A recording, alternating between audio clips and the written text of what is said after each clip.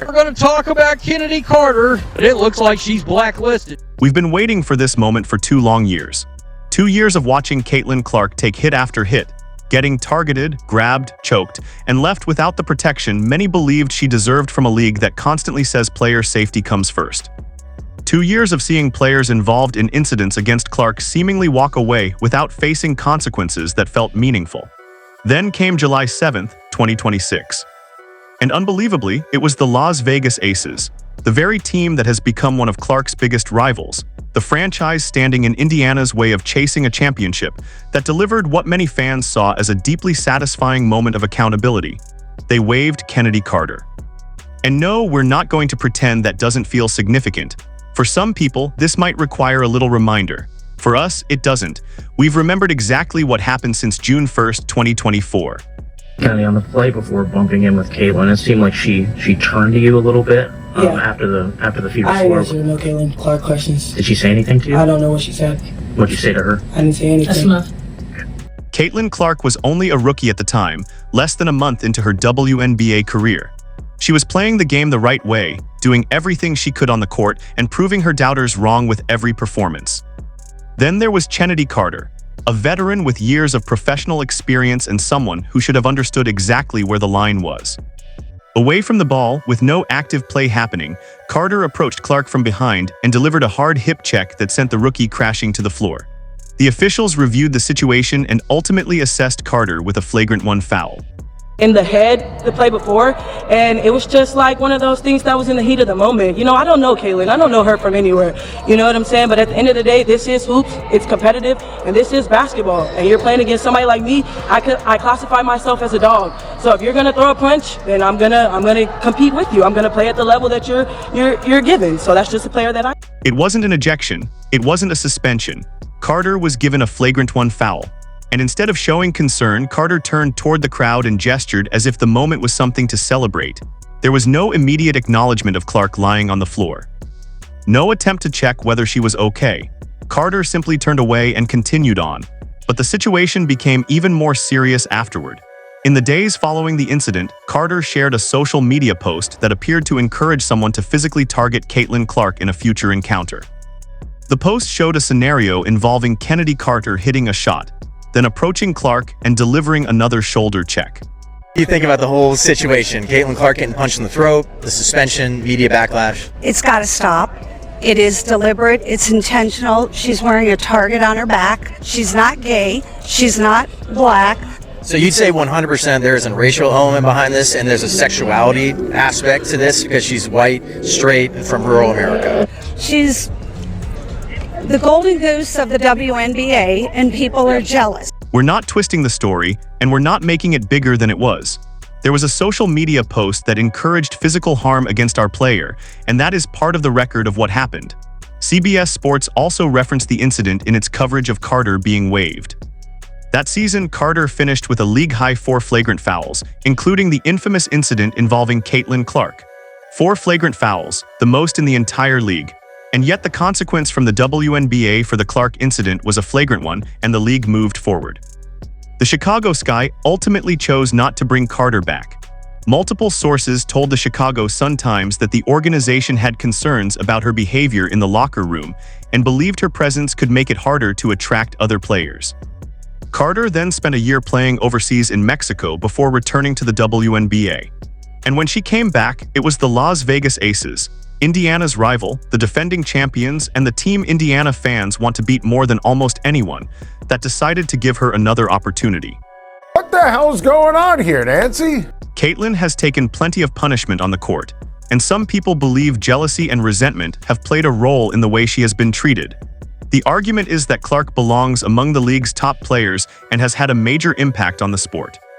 Players like Candace Parker, Nancy Lieberman, and Diana Taurasi helped transform women's basketball in their own eras, and Clark is now being viewed by many as another player capable of changing the game. She has also become a major economic driver for the league. For Carter, the situation in Las Vegas should have been simple. She was joining the defending champions, an elite organization with a winning culture and plenty of established stars. Her role was straightforward: come off the bench, provide energy, and score. There was no expectation that she had to carry the franchise. Nobody was asking her to be the best player on the floor. She simply needed to work hard, stay professional, and contribute when her number was called. And for a while, she was doing exactly that. In May, Carter produced several 20-plus point performances coming off the bench. She was aggressive, efficient, and giving the Aces the type of production teams usually hope to get from a reserve. Then June arrived. After the Aces lost to the Dallas Wings, Carter had been assigned to defend rookie Azzi Fudd. Following the defeat, rather than simply accepting responsibility and moving forward, Carter took the conversation to social media. She posted that she had made Fudd's ankle touch the ground and complained that people could come at her once her leash was off. Instead of focusing on the loss, Carter was publicly bragging about what happened to a rookie who, by all indications, had not even engaged her in the dispute. To critics, that moment fit a larger pattern they had been watching for the past 2 years. WNBA is putting itself well in the category of the WWE, where you don't really talk about the games, you talk about all the stupid stuff that surrounded. They're also trying to make Alyssa Thompson a victim for the throat punch heard around the world of Caitlin Clark. After that post, Carter's playing time dropped. She logged fewer than 10 minutes in 3 of her final 7 games. When Becky Hammon was asked about the limited minutes against Chicago, she didn't cite an injury or illness. She simply said Carter should be available and left it at that. Then on July 5th, Indiana, without Caitlin Clark and playing on the road in a back-to-back, stunned the Aces by 16 points. Carter played 15 minutes and scored 0. Her final game with Las Vegas was a scoreless blowout loss against the team led by the player at the center of the controversy. 2 days later, the Aces waived her. Deals with there's a lot of rhetoric behind her that she really has no control over, and I think that the way she handles that is just amazing. Like, I think when it comes to the game of basketball, like, she's probably top 5 most famous people that are playing right now, just in general. That includes our league as well. Reggie Miller has supported Caitlin Clark from the start. As an Indiana basketball legend who built his legacy in the same state where Clark now plays, Miller understands the game and the culture surrounding it. When Chennedy Carter hip-checked Clark in 2024, Miller didn't sugarcoat it. He saw it as a veteran going after a rookie who was becoming nearly impossible to contain through normal basketball. What I would love Caitlin to do is get up one time and then just slap the out of her. Miller has continued praising Caitlin Clark during NBC broadcasts, calling her the real deal and comparing her deep shooting range to his own. He has followed the controversy surrounding Carter just like the fans have, which is why the Aces' decision to waive her felt like an outcome many Fever supporters expected. Stephen A. Smith also offered a blunt assessment, arguing that there is serious resentment surrounding Clark because of her popularity, influence, and financial success. His point was simple. When some people resent Clark's star power, they may be more willing to target her whenever the opportunity presents itself. Where I believe there's been a failure on the part of some people to appreciate the mantra of a rising tide lifts all boats. Ride this cash cow till the wheels come off. They did it in the NBA with Magic Johnson. They did it ultimately with Michael Jordan. You know, that's how you do this. You find somebody that just galvanizes folks and ingratiates themselves with the public at large in such a way where everywhere they go and whatever they do, everybody wants to watch. Clark's approach has always been simple. Ignore the noise, keep improving, and let her game speak.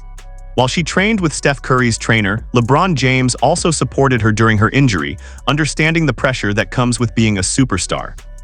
When Carter was waived by Las Vegas, even Aces fans questioned the decision, with some immediately pointing toward locker room concerns.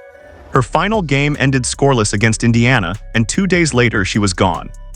Becky Hammon offered only 5 words: "We aren't going to comment on players that aren't here anymore." Clark was heading to the All-Star game. Carter was heading overseas again. For many Clark fans, it felt like the ending to a story that began back in June 2024.